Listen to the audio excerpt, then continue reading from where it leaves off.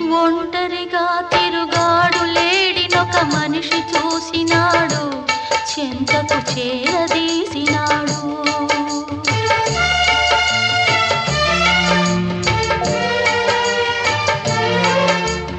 అభమో శుభమో తెలియని లేడి అతనిని నమ్మింది, తన హృదయం పరిచింది.